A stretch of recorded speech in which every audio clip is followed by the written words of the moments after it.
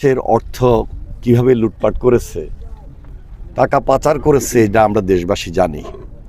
একদিকে তদন্তাধীন রয়েছে, আরেকদিকে এই তদন্তের কারণে যারা আজকে আমাদের এই এলাকায় লক্ষ লক্ষ কোটি কোটি টাকার যে প্রজেক্ট আমরা যেভাবে বঞ্চিত হয়েছি, ঠিকমতো কাজ হয় নাই, তাদের বিরুদ্ধে আইন অনুযায়ী ডিপার্টমেন্টাল ব্যবস্থা গ্রহণ করা হবে।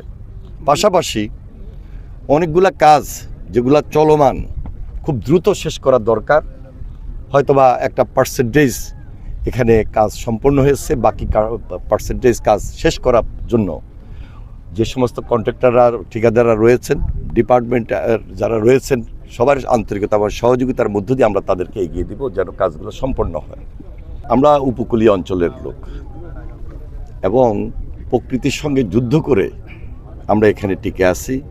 বিশেষ করে যখন বর্ষা আসে, অতি বর্ষা মানে এখানে একটা প্লাবন, একটা বন্যা স্রোত দেখা দেয়।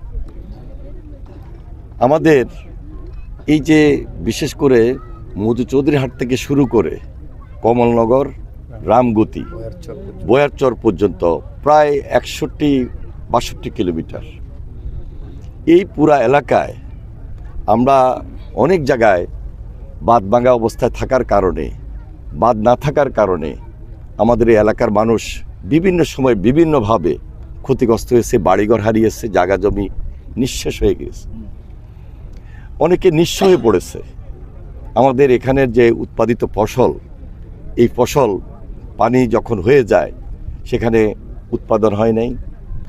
সব কিছু মিলে ওই যে বললাম যে প্রকৃতির সঙ্গে যুদ্ধ করে আমাদেরকে টিকে থাকতে হচ্ছে, কোনোভাবে আমরা এখানে জীবন ধারণ করে আসছি। আজকে মহান আল্লাহ তাআলার হুকুম, জনাব তারেক রহমানের নেতৃত্বে আমরা একটা দেশপ্রেমিক সরকারের দায়িত্ব পেয়েছি। জনগণের পাশে, জনগণের দীর্ঘদিনের যে দাবি, জনগুরুত্বপূর্ণ এবং জনদাবি যেগুলো ছিল, এগুলাকে সমন্বয় করার জন্য আমরা এখানে উপস্থিত হয়েছি। ইতিমধ্যে কিছু কাজ চলছে, কাজের ধরন কেমন, কাজের মান কেমন, আরও কিভাবে এটাকে বেশি সেই 61-62 কিলোমিটার নদীর পাড় এটাকে সমন্বয় করা যায়, এটাকে বাদ দেওয়া যায়, সেই দিকে আমরা বিশেষ নজর আমাদের পানি সম্পদ মন্ত্রণালয় থেকে করার জন্য এখানে উপস্থিত হয়েছি।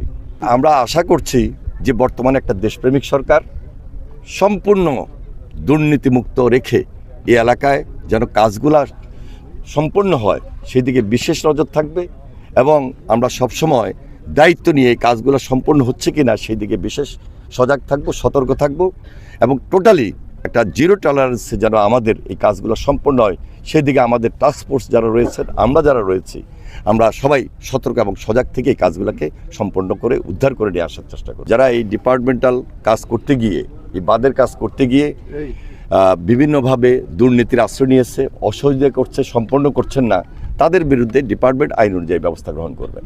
ধন্যবাদ। স্থায়ী সমাধানের আশ্বাস কি মাননীয় মন্ত্রী মহোদয়? আমরা এই কাজটুকু 61-62 কিলোমিটার এটা সম্পূর্ণভাবে স্থায়ীভাবে যেন সম্পন্ন হয় সেই দিকে আমাদের নজর থাকবে। ইনশাল্লাহ আমরা এই দেশপ্রেমিক সরকার, আমাদের তারেক রহমানের নেতৃত্বে এই কাজগুলা আমরা সম্পন্ন করব, এবং আমাদের এই অঞ্চলের নদীভাঙ্গা মানুষের যেটা প্রয়োজন সেই কাজগুলা যেন আমরা তাদেরকে দৌড়গড়ায় পৌঁছে দিতে পারি, তাদের সুবিধার জন্য জনস্বার্থে এই কাজগুলোকে আমরা সম্পন্ন